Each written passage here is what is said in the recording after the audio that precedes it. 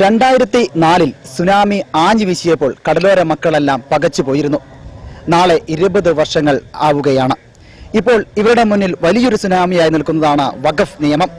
എന്ത് ചെയ്യണമെന്നറിയാതെ 600-ലേറെ കുടുംബങ്ങളാണ് കഷ്ടപ്പെട്ടിരിക്കുന്നത്. ഈ സമയത്ത് ഇവർ വായ് മൂടിക്കെട്ടിയുള്ള ഒരു പ്രതിഷേധ സമരത്തിലാണ്.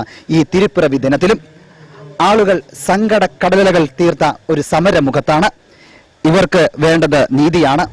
കരം അടയ്ക്കുക മാത്രമല്ല, ഇവരുടെ റവന്യൂ അവകാശങ്ങൾ സാധൂകരിക്കുകയും ചെയ്യണമെന്നാണ് ഇവരുടെ ആവശ്യം. മുനമ്പത്തേക്ക് യാത്രയാവുകയാണ് ഇവർ.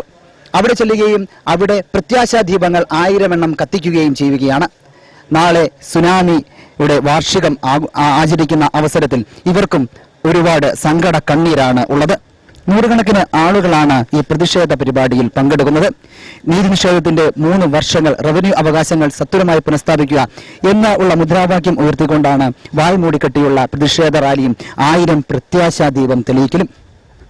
ഇന്ന് രാവിലെ 10 മണിയോടുകൂടി ആരംഭിച്ചതാണ് ഇവരുടെ പ്രതിഷേധ സമരം. പ്രതിഷേധ സമരം എന്ന് പറയാൻ ഇവർ ആഗ്രഹിക്കുന്നില്ല. ആഘോഷത്തിന്റെ ഒരു സമരമായി മാത്രമാണ് ഇവർ കാണുന്നത്. കാരണം തിരുപ്പിറവിയുടെ ദിനത്തിൽ നിരാഹാരമനുഷ്ഠിക്കേണ്ടി വരുന്ന ഒരു ജനതയുടെ വികാരം സർക്കാരുകളുടെ മുന്നിലേക്ക് എത്തിക്കുക എന്നുള്ളതാണ് ഇവരുടെ ഏറ്റവും വലിയ ലക്ഷ്യം. ഈ ലക്ഷ്യത്തിലേക്ക് എത്രയും പെട്ടെന്ന് ചുവട് വെച്ച് എത്തട്ടെ എന്നാണ് നമുക്ക് പറയാനുള്ളത്. നൂറുകണക്കിന് ആളുകൾ അവരുടെ സ്വന്തം സ്ഥലവും വീടും നഷ്ടപ്പെടാതിരിക്കാൻ വേണ്ടി കഷ്ടപ്പെടുന്ന കാഴ്ചയാണ് മുനമ്പത്ത് കാണുന്നത്. മുനമ്പത്ത് കണ്ണീർ കടലലകളാണ്. ഇവരുടെ പ്രതിഷേധങ്ങൾ, ഇവരുടെ പ്രത്യാശ എല്ലാം നാളെ സർക്കാരുകളുടെ മുന്നിലേക്ക് എത്തണമെന്നും അവർ കണ്ണു തുറക്കണമെന്നും ഇവർക്ക് നിഷേധിക്കപ്പെട്ട അവകാശങ്ങൾ നേടിയെടുത്ത് കൊടുക്കണമെന്നുമാണ് ഇവർക്ക് പറയാനുള്ളത്. മുനമ്പത്ത് നിന്ന് അലനൊപ്പം റോജി ഇലവനാങ്കുഴി, ഷെക്കൈന ന്യൂസ്, കൊച്ചി.